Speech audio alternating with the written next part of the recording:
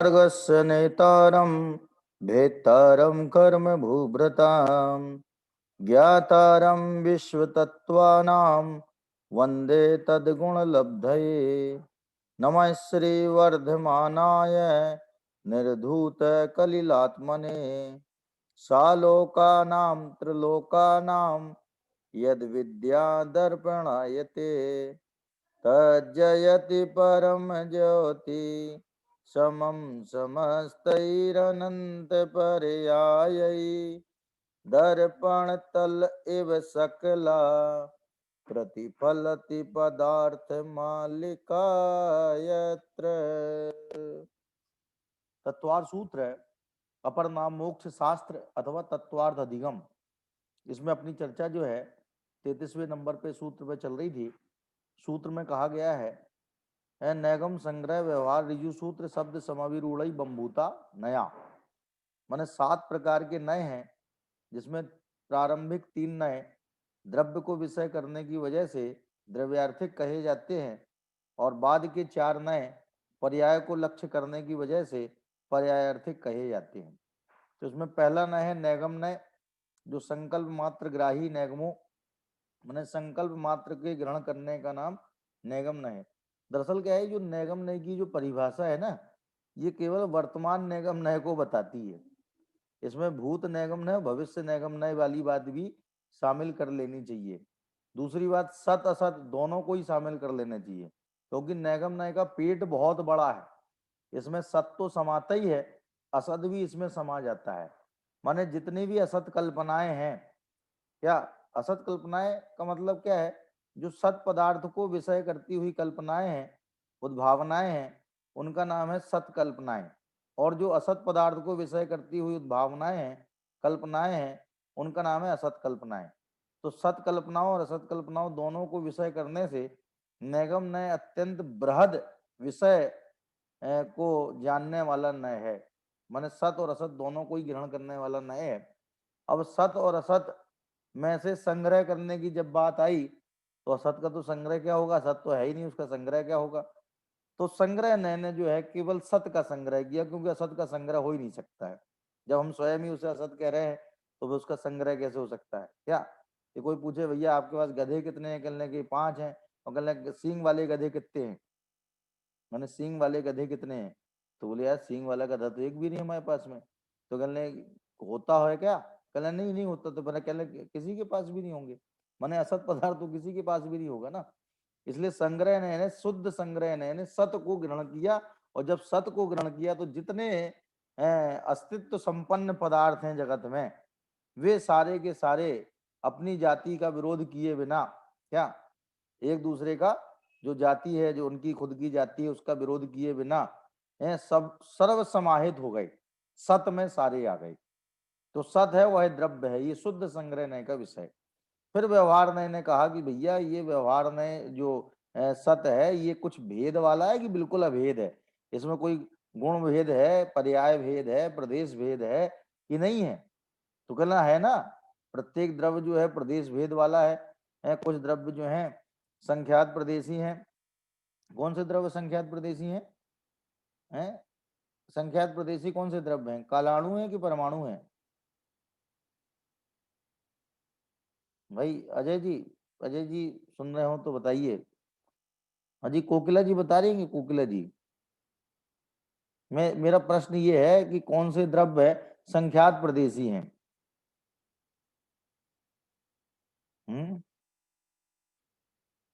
नहीं, नहीं आ रहा जवाब। देखिए सीधा सा जवाब इसका संख्यात माने संख्या, जो संख्याधारी हो वे संख्यात हैं। तो संख्याधारी कौन से हैं कि भाई कालाणु परमाणु एक एक प्रदेशी है, इसलिए कालाणु और परमाणु संख्यात प्रदेशी कहलाएंगे। तो असंख्यात बोली तो प्रदेश फिर है। मैं बोली तो सही बन लीजिए। हाँ बोल रही थी आप, यही बोल रही थी क्या? हाँ तो सुना नहीं आपने, क्या सुनाया नहीं? नहीं नहीं, आपकी आवाज ही नहीं आई तो सुनता कैसे मैं? अभी अभी तो आई अच्छा। है, अभी अभी हाँ। तो आई है आपकी आवाज। अच्छा। कोई बात नहीं, लेकिन आपने सही बोला है। यदि आप सोच हाँ भी सही लेती, बोलती नहीं और खाली सही सोच लेती, तो भी बहुत सही बात है, क्योंकि हाँ सोचना भी सही होना चाहिए बोलने के साथ साथ। यदि हमारे हाँ मुंह हाँ में उत्तर आ गया और हम बोल नहीं पाए, तो भी हम सही जगह पे हैं, हम सही ट्रैक हाँ पे हाँ चल रहे हैं। क्योंकि अपन लोग बोलने की उतनी आवश्यकता नहीं है जितना समझ की आवश्यकता है। धर्म में है बोलने की कोई आवश्यकता नहीं, लेकिन अपन सही समझें। कई लोग क्या होता है समझते बहुत सही है लेकिन वो अपनी बात को व्यक्त नहीं कर पाती। तो ये कोई कोई इसमें दिक्कत नहीं है। यदि हम देखो समझ से धर्म होता है, बोलने से धर्म नहीं होता है। धर्म का संबंध समझ के साथ है, बोलने के साथ कतई नहीं है। तो भाई आपने सही उत्तर दिया बिल्कुल कि कालाणु और परमाणु ऐसे द्रव्य हैं जो संख्यात प्रदेशी हैं। और जीव धर्म अधर्म और लोकाकाश, जीव धर्म अधर्म और लोकाकाश, इन तीनों के प्रदेश, इन चारों के प्रदेश बराबर हैं जो कि असंख्यात प्रदेशी हैं।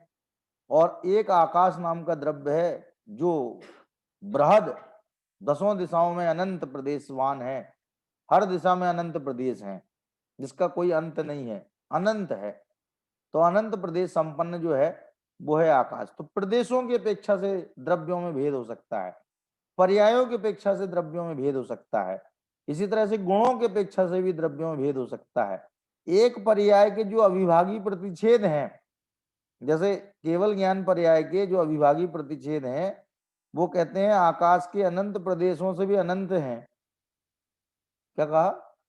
आकाश के अनंत प्रदेश हैं उनसे भी अनंत गुणे एक केवल ज्ञान पर्याय के अविभागी प्रतिच्छेद हैं।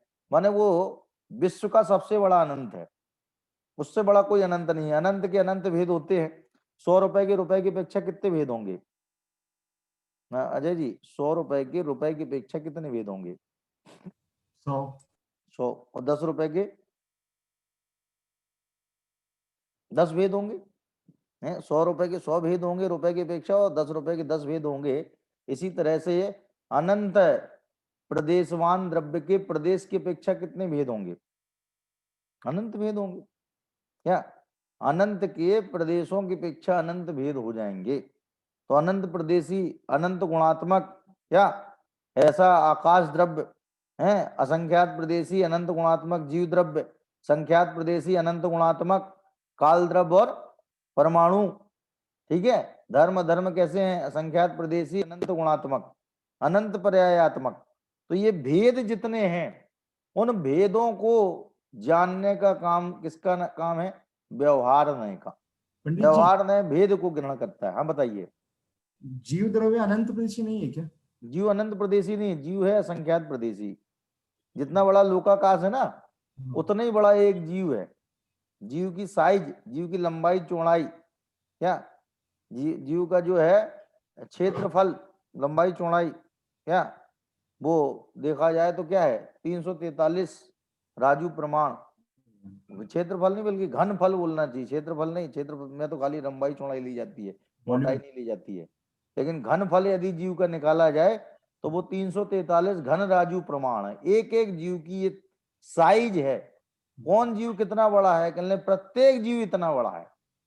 दो प्रकार के जीव हों कि कोई छोटा है कोई बड़ा हो तो फिर ये प्रश्न खड़ा हो कि भाई साहब कौन जीव कितना बड़ा है? कहने नहीं, प्रत्येक जीव बराबर है, कोई छोटा नहीं कोई बड़ा नहीं। 343 घन राजू प्रमाण प्रत्येक जीव का माप है, विस्तार है।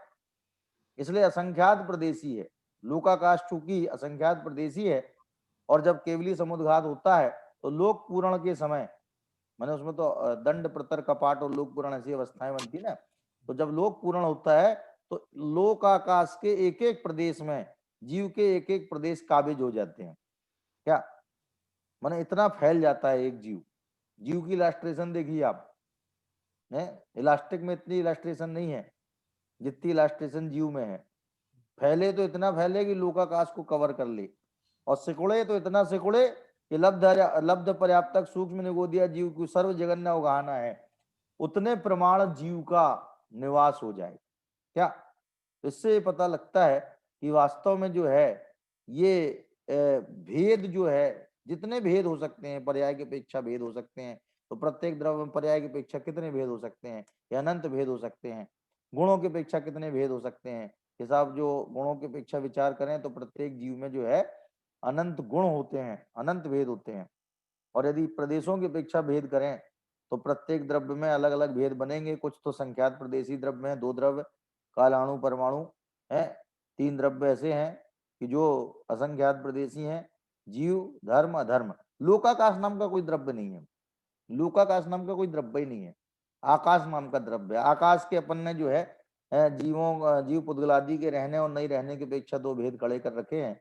एक्चुअल में अखंड आकाश है, अखंड आकाश में लोकाकाश अलोकाकाश का ये भेद पूर्णतया उपचरित भेद है। क्या इस वास्तविक भेद नहीं है, वास्तविक भेद नहीं माने कि भाई कोई बीच में तो लोकाकाश है, फिर लोकाकाश के बाद में नो मैन लैंड है, जैसे भारत पाकिस्तान के बाद में नो मैन लैंड है, भारत और पाकिस्तान की बॉर्डर में नो मैन लैंड है, ना तो वो भारत की जगह है और ना वो पाकिस्तान की जगह है, फिर वहां से पाकिस्तान शुरू हो जाता है। तो ऐसा थोड़ी है कि लोकाकाश के बाद नो मैन लैंड है, उसके बाद अलोकाकाश शुरू होता है, या कुछ योजन तक तो जो है ना वो लोकाकाश कहलाएगा ना लोकाकाश कहलाएगा, ऐसा नहीं है। अखंड आकाश है, अखंड आकाश में जीवादि छह द्रव्यों के रहने की अपेक्षा लोकाकाश, और जहां ये नहीं पाए जाते वो अलोकाकाश। तो वास्तव में देखा जाए तीन द्रव्य असंख्यात प्रदेशी हैं, एक जीव, धर्म, अधर्म। अच्छा प्रश्न ये है, एक जीव के यदि असंख्यात प्रदेश होते हैं तो अनंत जीवों के कितने प्रदेश होंगे? हाँ जी नेमीचंद जी बताइए, नेमीचंद जी बताइए, नेमीचंद जी को अनम्यूट करो। अनंत होंगे। हाँ जी बिल्कुल सही उत्तर दिया है, एक जीव के यदि असंख्यात प्रदेश होते हैं तो अनंत जीवों के अनंत प्रदेश हो जाएंगे।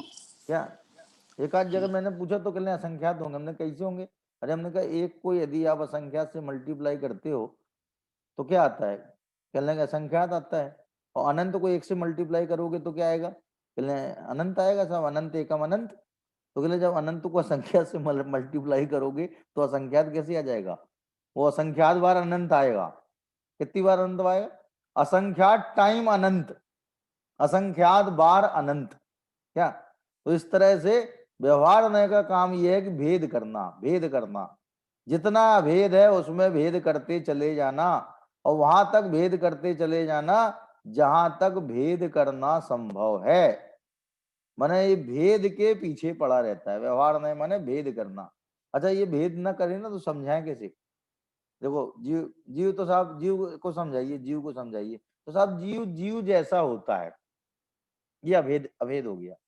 क्या हो गया ये? जीव जीव जैसा होता है। जैसे किसी ने पूछा कि राम रावण का युद्ध कैसा हुआ, तो उसको कोई समझ में नहीं आया तो बोला राम रावण का युद्ध राम रावण के युद्ध जैसा हुआ। किसी ने पूछा माँ को डिफाइन करिए, माँ को परिभाषित कीजिए आप, तो उसने कहा माँ तो माँ जैसी होती है।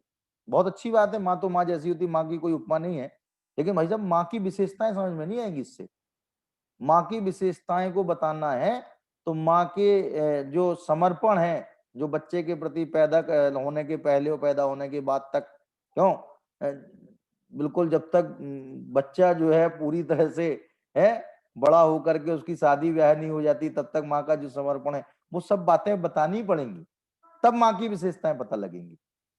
तो वो कह रहे हैं कि यदि ये व्यवहार में भेद नहीं करता ना तो फिर हमें पदार्थों का स्वरूप कैसे पता लगता? इसलिए भेद करना भी जरूरी है, समझने समझाने के उद्देश्य से भेद करना जरूरी है, और आत्मानुभूति में अभेद करना जरूरी है। क्या आत्मानुभूति में भेद नहीं चलेगा, भेद होगी तो अनुभूति नहीं होगी, वहां तो अभेद चाहिए। और समझना समझाना हो, जब समझाना हो या समझना हो तो भाई सब भेद चाहिए। बिना भेद के हम ना समझ सकते हैं ना किसी को समझा सकते। क्या जैसे इंजीनियरिंग का यदि कोई थ्योरिकल नॉलेज लेता है तो उसको जो है एक एक भेद करके किताबी ज्ञान के रूप में समझाया जाता है, और जब प्रैक्टिकल उसी चीज का नॉलेज लेता है तो मशीन को खोल खोल के दिखाया जाता है कि देखो ये पार्ट है, ये ऐसा है, इसके साथ में जुड़ता है तो ये ऐसा वर्क करता है। क्या सारी चीजें अलग अलग करके फिर सबको एक कर दिया जाता है। तो व्यवहार में जो है भेद करने का काम करता है। जैसे सबसे पहला भेद किया कि जो सत है वह या तो द्रव्य है या गुण है। सत क्या है? द्रव्य है या गुण है। अब जो द्रव्य है वह या तो जीव द्रव्य है जीव द्रव्य। जैसे भेद करके बढ़ गए आगे कि सत पे आए थे, सत से उसके बाद में द्रव्य गुण भेद किए, फिर द्रव्य गुण में दो भेद कर दिए, जीव द्रव्य और अजीव द्रव्य। फिर जीव द्रव्य के भेद संसारी मुक्त आदि, वहां वो एक लाइन लाइन अलग चली जाएगी। और फिर उसके बाद में जो है अजीव द्रव्य के भेद, उसमें कहाँ आ जाएंगे? ये जीव पुद्गल धर्म अधर्म आकाश काल, ये अजीव द्रव्य के भेद हो गए। तो इस तरह से ये द्रव्यार्थिक नय के मूल 3 भेद हुए, द्रव्य नैगम नय, व्यवहार नय, संग्रह नय, व्यवहार नय। अब अपन पर्यायार्थिक की चर्चा करते। पर्यायार्थिक माने जो पर्याय को ग्रहण करे। पर्याय बोलते हैं क्षणिक परिणमन। क्षणिक परिणमन जो है क्या, उसका नाम क्या है, पर्याय है, एक समयवर्ती पर्याय। तो पर्याय जो होती है एक समयवर्ती भी होती है, और पर्यायों के समूह को भी पर्याय कहते हैं।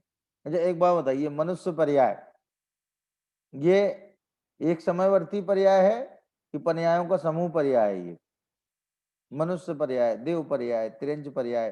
साहब मनुष्य पर्याय कितनी देर की होती है? ये साहब वो आजकल जो है ना 64 साल की हो गई है। आजकल जो है एवरेज आयु भारत की जो है 65 साल की हो गई है एवरेज आयु। तो मनुष्य पर्याय 65 साल की है जी क्या? तो कहने तो आप बोल रहे थे कि साहब पर्याय एक समय की होती, तो 65 साल की पर्याय कैसे हो गई? पर्याय मैंने पर्याय या तो एक समय की होती है 65 साल की होती है, क्या माने अपन? अरे मनुष्य पर्याय तो बहुत कम है। देव तो सागरों में जीते हैं, नारकी तो सागरों में जीते थे। सप्तम नरक की अधिकतम आयु 33 सागर और जघन्य आयु 31 सागर। माने ये सिस्टम है कि पहले नरक की जो है उच्चतम आयु है, अधिकतम आयु है, वो दूसरे नरक की जघन्य आयु है। दूसरे नरक की जो उत्कृष्ट आयु है वो तीसरे नरक की जघन्य आयु है। ऐसे बढ़ते चले जाओ तो छठवें नरक की उत्कृष्ट आयु यदि 31 सागर है तो सातवें नरक की वो जघन्य आयु है क्या? तो बताओ वहां तो सागरों में आयु है, और कहने नरक पर्याय कितनी देर की? कहने 33 सागर की होती साली अधिकतम, जो अधिकतम नरक पर्याय कितने की? 33 सागर। तो कहने एक बात बताओ ना, एक समय की होती है कि 33 सागर की होती है? तो कहने भैया दो प्रकार की पर्याय होती हैं, एक होती है अर्थ पर्याय और एक होती है गुण, एक होती है अर्थ पर्याय, एक होती है व्यंजन पर्याय क्या? ये अर्थ पर्याय का दूसरा नाम है गुण पर्याय, और व्यंजन पर्याय का दूसरा नाम है द्रव्य पर्याय। तो जो है अर्थ पर्याय जो होती है वो एक समयवर्ती होती है, और ये जो व्यंजन पर्याय है असमान जाति द्रव्य व्यंजन पर्याय, जैसे मनुष्य, देव, त्रियंच, नरक है आदि जो है, ये सब क्या है?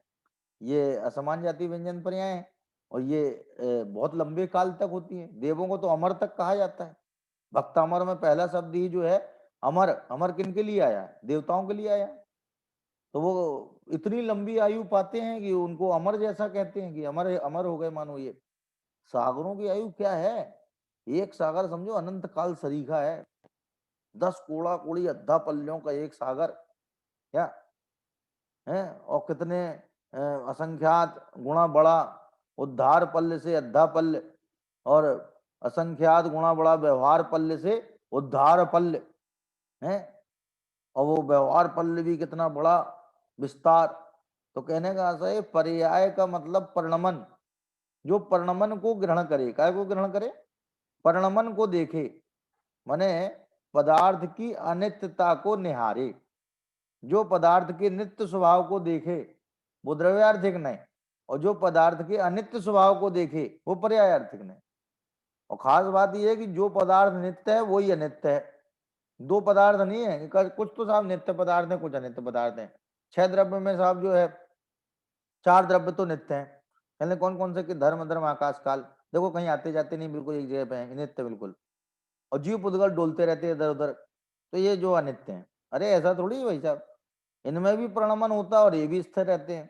देखो जीवो ही तावत क्रम नियमित परिणामात उत्पद्य मानो जीवा एवं ना जीवा, अजीवो भी तावत क्रम नियमित परिणामात उत्पद्य मानो अजीवो एवं न जीवा। कि अजीव पदार्थ अपने क्रम नियमित परिणामों से उत्पन्न होता हुआ अजीव रहता है, जीव नहीं हो जाता। और जीव पदार्थ भी अपने क्रम नियमित परिणामों से उत्पन्न होता हुआ जीव ही रहता है, अजीव नहीं हो जाता। तो जीव का कभी भी अजीव नहीं होना, जीव का कभी भी अजीव नहीं होना, ये उसका नित्य स्वभाव है। और जीव का जीव रह करके निरंतर परिणमित होते रहना, निरंतर परिवर्तनशील होते रहना। कल जितना अपने पास ज्ञान था आज उतना है क्या? हो सकता है कुछ कम हो गया, कुछ ज्यादा हो गया, क्या नहीं है क्या? अरे कल तो छोड़ो, आज कुछ देर पहले जितना ज्ञान था उतना भी है क्या? कि कुछ कम हो गया, कुछ ज्यादा हो गया। मन निरंतर परिणमनशील है कि नहीं है? अपने अंदर अपनी परिणमनशीलता भाषित होती है कि नहीं भाषित होती है? क्या थोड़ी देर पहले के परिणाम कैसे थे, अब के परिणाम कैसे हो गए, थोड़ी देर बाद कैसे परिणाम हो जाएंगे? तो यदि निरंतर परिणमन ना होए तो बताओ वस्तु कूटस्थ नित्य हो जाएगी, जो जैसा है वो वैसा ही रहेगा। जैसे नहीं, ये कथा आती है एक राजा की कि उसको एक वरदान प्राप्त हो गया कि तू जिसे हाथ लगाएगा वो सोने का हो जाएगा। तो उसने जो है सबको हाथ लगाना शुरू कर दिया तो सोने के हो गए।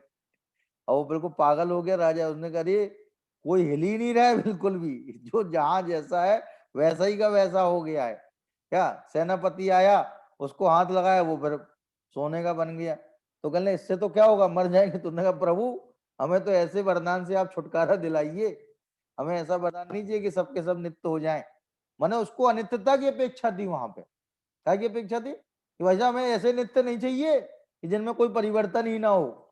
क्या कि हम तो केवल डोलते रहे, बाकी सब मूक दर्शक बन के खड़े रहे। क्या मैंने कोई ऐसा चाहेगा कि भाई साहब उसके परिवार वाले तो सब स्वर्ग से धार जाए और वो पीढ़ी दर पीढ़ी बना रहे?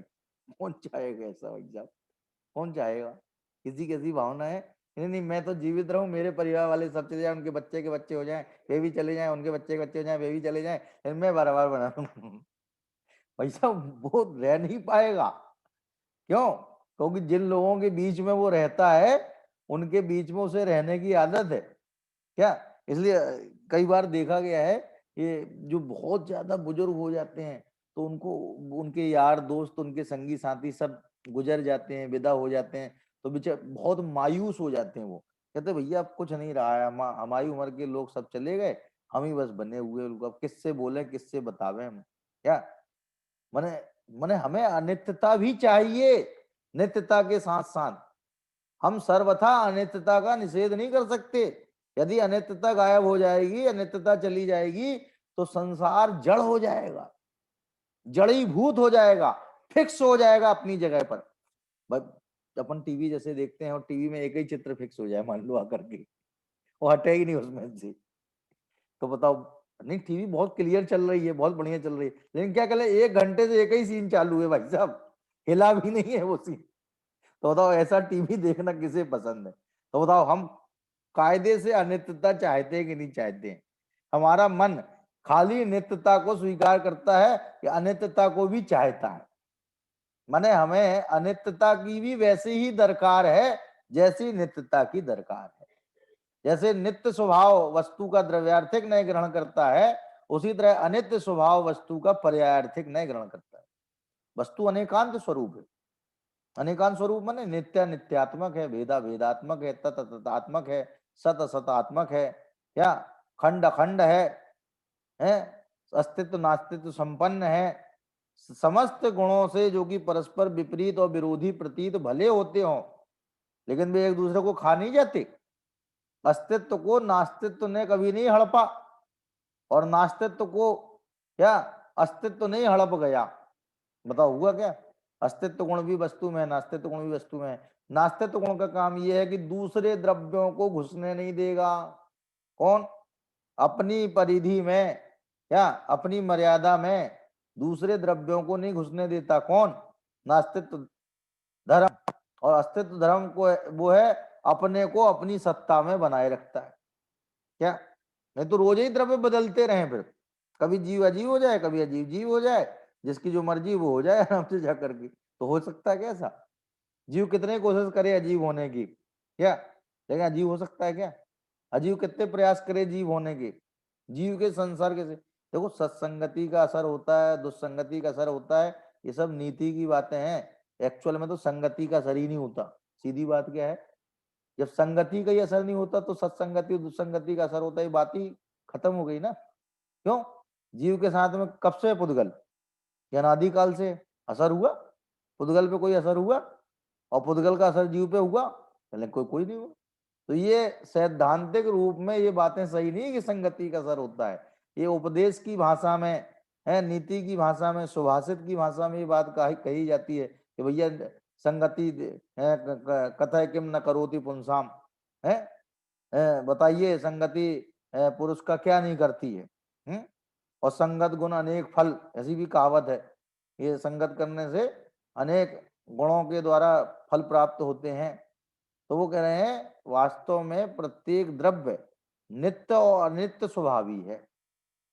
अपने स्वरूप में निरंतर बना हुआ है, अपने स्वरूप को कभी छोड़ता नहीं है, इस वजह से उसे नित्य कहा जाता है। और ऐसा होने पर भी निरंतर परिवर्तनशील है, निरंतर बदलता रहता है। वही कुम्हार के चाक का उदाहरण याद कर लो, ये कुम्हार का चाक चलता भी है और नहीं भी चलता है साहब। और चलता है, नहीं चले तो घड़े कैसे बने? घड़े बनने के लिए कुम्हार का चलना, कुम्हार के चाक का चलना भी जरूरी है क्या? लेकिन भाई साहब वो अपनी जगह से कहीं आता जाता नहीं, जहां जिस धुरी पर है उसी धुरी पर चलता है, उस धुरी को छोड़ के कहीं नहीं जाता। कोई पूछे कितने किलोमीटर चला गया होगा, सुबह से चल रहा है कुम्हार का चाक, कहले कहीं नहीं गया, वो तो वहीं पे है। कहले कोई कोई किलोमीटर नहीं गया वो। कहले तुम तो कह रहे थे चल रहा है, तो कहले चल तो रहा ही है। तो एक बात बोलो ना, चल रहा है कि नहीं चल रहा है?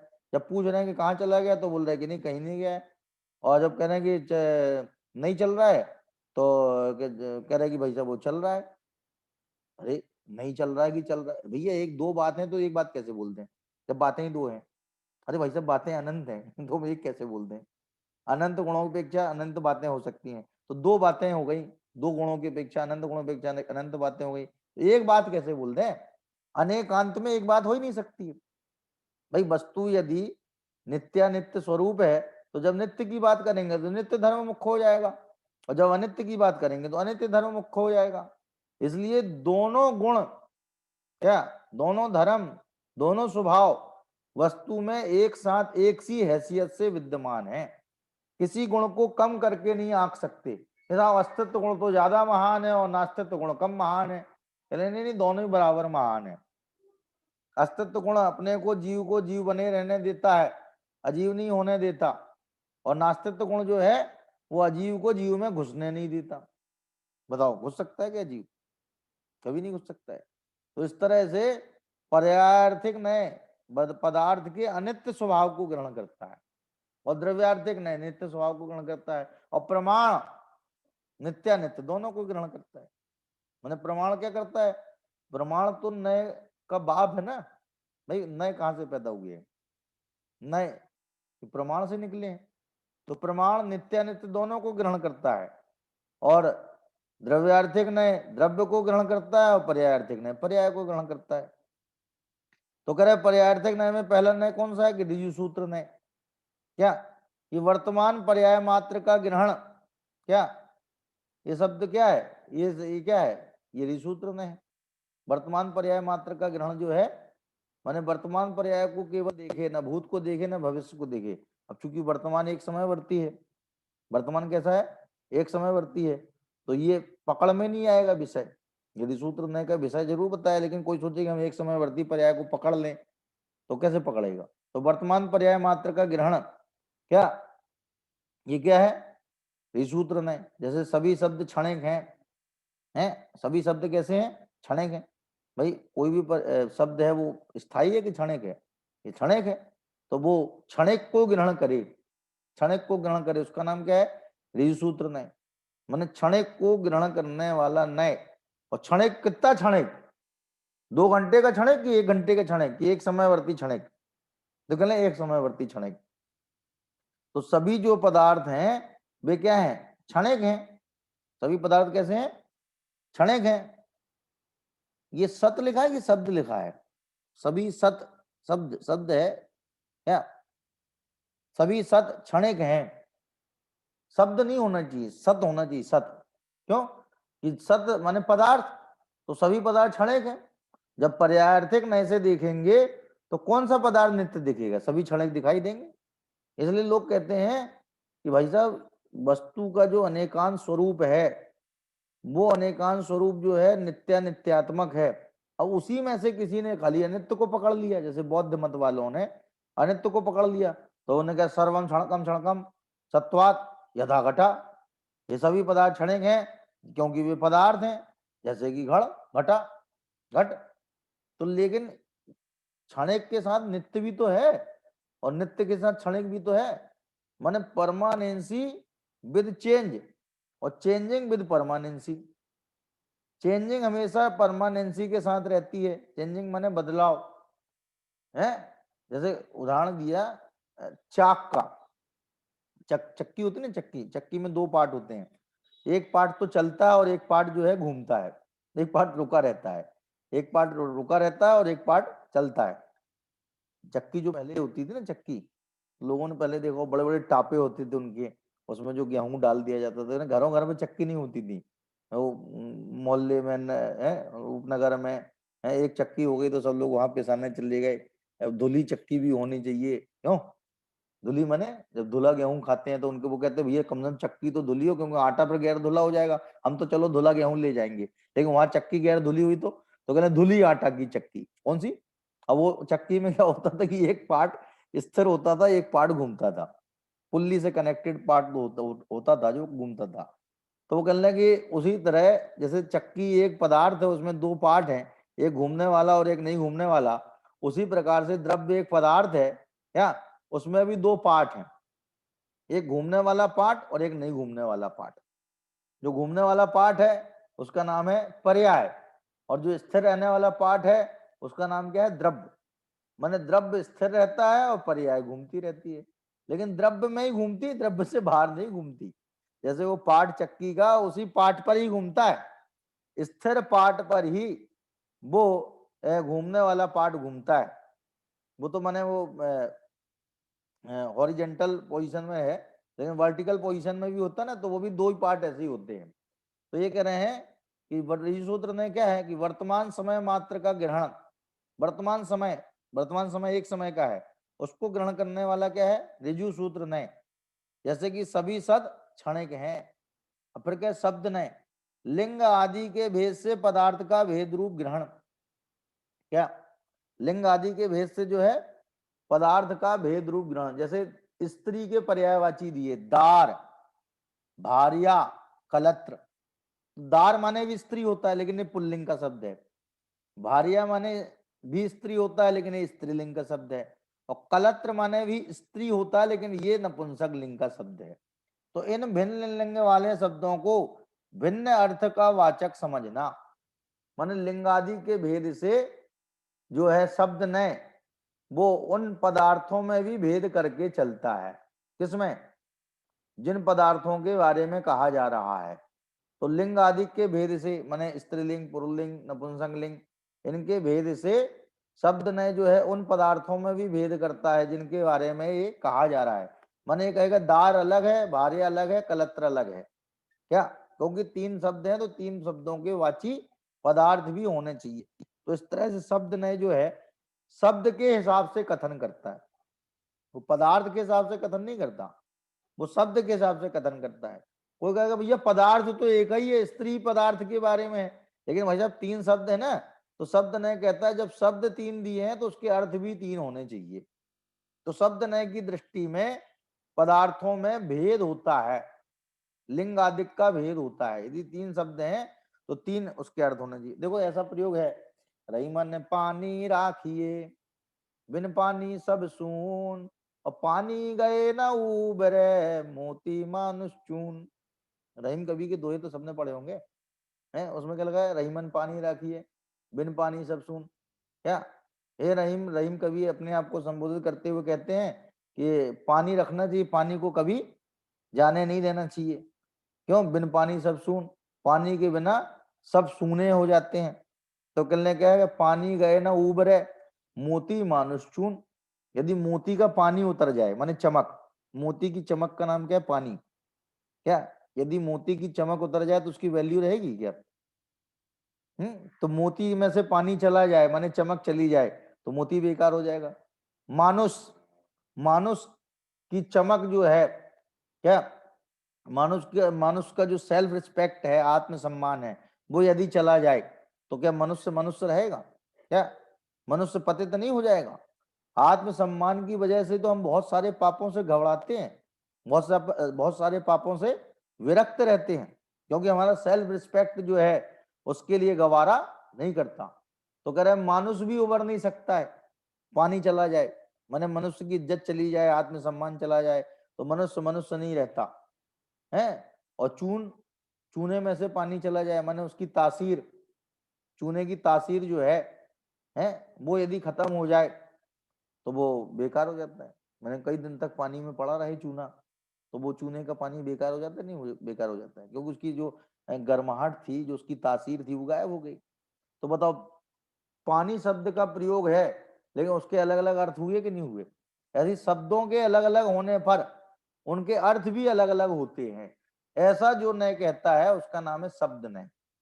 फिर से देखिए, ये लिंग आदि के भेद से पदार्थों का भेद रूप ग्रहण करना माने जानना। जैसे दार, भार या कलत्र, इन भिन्न लिंग वाले शब्दों को भिन्न अर्थ का वाचक समझना, ये शब्द नय है। फिर है समभिरूढ़ नय, कि पर्यायवाची शब्दों से भेद कर, पर्यायवाची शब्दों से भेद कर पदार्थ का ग्रहण। जैसे गो शब्द के वचन आदि अनेक अर्थ भेद पाए जाने पर भी पशु अर्थ में रूढ़ होना। देखो, गो शब्द का अर्थ जो होता है, इंग्लिश में तो गो होता है, जीओ गो माने जाना, टू गो माने जाना, ठीक है ना। तो गो का मतलब जाना। हिंदी में गो का मतलब क्या होता है? गाय। गो का मतलब क्या होता है? गाय, ठीक है। और गो का मतलब वाणी भी होता है। गो का मतलब क्या है? वाणी भी होता है। तो वो कह रहे हैं कि भले ही गो का मतलब वाणी होता हो, वचन होता हो, लेकिन गो शब्द लोक में गाय के लिए फिक्स है क्या है? उसी से गग्गा, गाय, एक गो, गो से ही निकल निकल के बने। ओ का क्या हो गया? आय। ओ का संप्रसारण होकर के क्या बन गया? आय। और गाय बन गया। अब गाय बोलने में थोड़ा बहुत ही तो गाय कर दिया उसको। माने शब्दों का जो निर्माण होता है तो वो आंचलिक या क्षेत्रीय बोली के आधार पर नए नए शब्द जो है बन जाते हैं। जैसे आजकल जो भाषा चल रही वो चल रही इंग्लिश भाषा। कौन सी भाषा? इंग्लिश नहीं, पूरी इंग्लिश नहीं होती उसमें, बहुत कुछ तो हिंदी। आई थिंक सो, मैं सोचता हूँ, मैं आई थिंक सो, और फिर बाद में हिंदी बोलने लग गए। फिर बीच में 2-4 वाक्य इंग्लिश के बोल दिए, फिर बाद में हिंदी बोलने लग गए। क्या उसको बोलते हैं? Hinglish, Hindi plus English. तो कौन सी भाषा हो गई वो? इंग्लिश भाषा। वो बहुत आयत से आजकल देखी जाती है। तो इस तरह से वो कह रहे गो शब्द भले ही वाणी के अर्थ में है, गो शब्द के और भी नाना अर्थ हैं, लेकिन गो शब्द गाय के अर्थ में रूढ़ है। क्या? गो का गो का मतलब होता है गच्छति थी गो, जो जाता है उसका नाम है गो। गो का सीधा अर्थ करें ना, तो सब शाब्दिक अर्थ करें तो गो का मतलब होता है गच्छति इति गो, जो जाता है उसको गो कहते हैं। तो बताओ, गाय भी जाती है, कुत्ता भी जाता है, बैल भी जाता है, भैंस भी जाती है और आदमी भी जाता है, हवाई जहाज भी जाता है, कार भी जाती है, बस भी जाती है, क्यों, स्कूटर भी जाती है, साइकिल भी जाती है। ये सब गो हो गए क्या? जो जाता है उसका नाम गो। तो कहले नहीं नहीं, भले ही गो शब्द का अर्थ है जो जाता है गो, ऐसा है, लेकिन वो रूढ़ किसमें है? समाभिरूढ़ नहीं कहेगा कि वो रूढ़ तो सब गाय के अर्थ में ही है। लोक में गो शब्द गाय के अर्थ में रूढ़ हो गया, फिक्स हो गया है। तो समाभिरूढ़ नय से गो शब्द का अर्थ गाय ही लेना और कुछ नहीं लेना। तो ये समाभिरूढ़ नय जो है अर्थों के फिक्स होने को बताता है। किसको बताता है? कि अर्थ ये फिक्स है। अब जैसे प्रधानमंत्री का शाब्दिक अर्थ करो, क्या निकलेगा? देखो जी, प्रधान माने मुख्य, प्रधान माने क्या होता है? मुख्य। और मंत्री बोलते सचिव को। तो बताओ, भारत का मुख्य सचिव और प्रधानमंत्री एक ही है क्या? भारत का प्रधानमंत्री और मुख्य सचिव एक ही है क्या? ये अलग अलग पद है दोनों। तो प्रधानमंत्री शब्द का समाभिरूढ़ अर्थ लेना पड़ेगा। ये साहब जो लोकसभा में बहुमत दल का नेता हो, लोकसभा में जो 2/3 बहुमत वाले सदस्य हैं, बहुमत वाली पार्टी है जिसके पास 2/3 सदस्य हैं, उसका जो नेता हो वो पीएम होता है, वो प्रधानमंत्री होता है। तो बताओ, ये प्रधानमंत्री शब्द से निकला है, ये समाभिरूढ़ नय से अर्थ निकला है क्या? प्रधानमंत्री से तो मुख्य सचिव निकला था। यदि प्रधानमंत्री का अर्थ करने बैठते ना तो मुख्य सचिव अर्थ निकलता, लेकिन ये समाभिरूढ़ नय से इस बात में ये रूढ़ है कि जो जो व्यक्ति क्या लोकसभा में बहुमत दल का नेता होगा वो प्रधानमंत्री होगा। तो ये कह रहे हैं कि समाभिरूढ़ नय जो है विभिन्न प्रकार के पर्यायवाची शब्दों से भेद करके, मन निकाल करके पदार्थ का ग्रहण करता है। किसी एक अर्थ में किसी एक अर्थ में पदार्थ का ग्रहण करता है। जैसे गो शब्द के वचन आदि अनेक अर्थभेद पाए जाने पर भी पशु अर्थ में रूढ़ होना, पशु के अर्थ में गाय के अर्थ में रूढ़ है ये। और एवं भूत ने क्या है कि उसी क्रिया रूप परिणमन पदार्थ का ग्रहण करना। एवं भूत ने कहेगा कि जो जिस क्रिया में लगा हुआ है उस समय वो ही है। जैसे मान लो हम अपनी दाढ़ी खुद बना रहे हैं तो हम उस समय नाई हैं क्या। हम भगवान का अभिषेक कर रहे हैं तो हम अभिषेचक हैं। हम भगवान की पूजा कर रहे हैं तो हम पुजारी हैं। और हम घर में झाड़ू लगा रहे हैं तो हम स्वीपर हैं। अब बताइए, ये एवं भूत ने कहता है कि जो जिस क्रिया में प्रणमन कर रहा है वो उस समय वो ही है। जैसे कोई पढ़ रहा है तो उस समय वो लेखक नहीं है, भले वो बहुत बड़ा राइटर हो, बहुत बड़ा लेखक हो, लेकिन उस समय वो पाठक है क्योंकि पढ़ रहा है। और कोई पाठक है और लेकिन लिख रहा है तो वो लेखक है, उस समय पाठक नहीं है। माने तत्समय जो जिस क्रिया रूप से परिणमित हो रहा है उसको उसी क्रिया के आधार पर नाम देना, ये काम है एवं भूत नय का। अब जैसे उदाहरण दिया इंद्र शक्र आदि का कि भाई साहब जब इंद्र महाराज अपने सिंहासन पर बैठे हुए क्या अपने दरबारियों से वार्तालाप कर रहे हैं, राजकाज की व्यवस्था देख रहे हैं, तब वे इंद्र हैं। और जब वे नगर का विदारण कर रहे हैं तब वे पुरंदर हैं। और जब वे वज्र से प्रहार कर रहे हैं तो शक्र हैं। जैसे इनके यहाँ पे नहीं है, ये जब जो है कृष्ण जी जो है अपनी उंगली पे उसको उठाए हैं गोवर्धन पर्वत को, तो वे उस समय गिरधर हैं। उस समय क्या है, गिरधर हैं। और जब वे आराम से क्या मुरली बजा रहे हैं तो वे मुरलीधर हैं उस समय गिरधर नहीं है, उस समय वे मुरलीधर कहलाएंगे क्या। और जब वे गोपियों के साथ में रास रचा रहे हैं तब वे गोपी वल्लभ हैं। तो कहने का आशय ये है कि ये तरह तरह की क्रियाओं के आधार पर उस समय उस व्यक्ति का नामकरण करना, उस वस्तु का नामकरण करना, ये एवं भूत नय का काम है।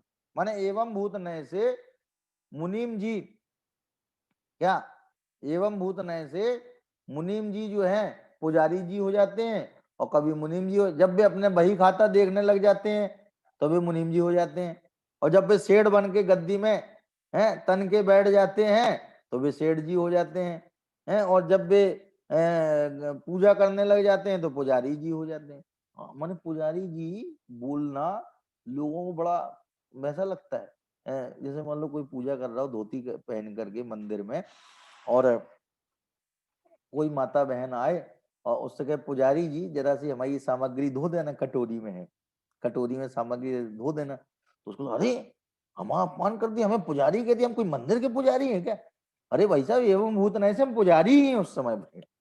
एवं भूत नय कहता है कि तुम इस समय बेटा पुजारी ही हो, तुम भगवान की पूजा कर रहे हो तो पुजारी ही हो, तुम भगवान का अभिषेक कर रहे हो तो अभिषेचक ही हो। तो एवं भूत नय जिस समय हम जिस क्रिया को कर रहे हैं तद अनुसार निरूपित करता है, इसलिए एवं भूत नय से वो कथन सही है। अब बताओ यदि ये नय न हो, नय का पता ना हो तो वो लड़ने लग जाए अम्मा जी से, अम्मा जी आपने कैसे हमें पुजारी जी कह दिया है, हमको मंदिर में काम करते हैं क्या है, या हम वेतन लेते हैं क्या मंदिर से जो हमें आपने पुजारी जी कह दिया। तुमने कहा बेटा हमने तुम्हें पुजारी इसलिए कह दिया कि तुम धोती पहने थे, तुम पूजा भी कर रहे थे थोड़ी देर पहले, तो हमने तुम्हें पुजारी कह दिया। अब बताओ इस नए का यदि हमें बोध है तो इस विवाद का हल हो जाएगा कि नहीं हो जाएगा। हाँ अम्मा जी का कहना बिल्कुल सही है, हम पूजा कर रहे हैं तो पूजा करते समय हम पुजारी ही है, हम और कुछ नहीं है।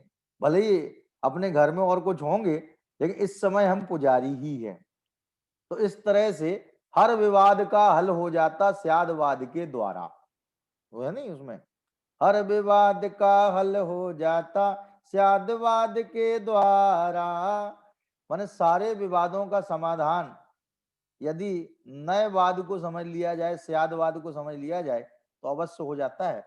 इसी की अपन चर्चा विशेष करेंगे। अब आगे जो है कल अपन उपस्थित होंगे पे इसकी चर्चा अपन पुनः करेंगे। जिसमें कोई शंका आपको हो तो जरूर आप जो है उसे उठाइएगा, जिससे अपन और विषय को परिमार्जित कर सकें। ठीक है जी, जय जिनेंद्र जी। आप सभी लोगों को जय जिनेंद्र।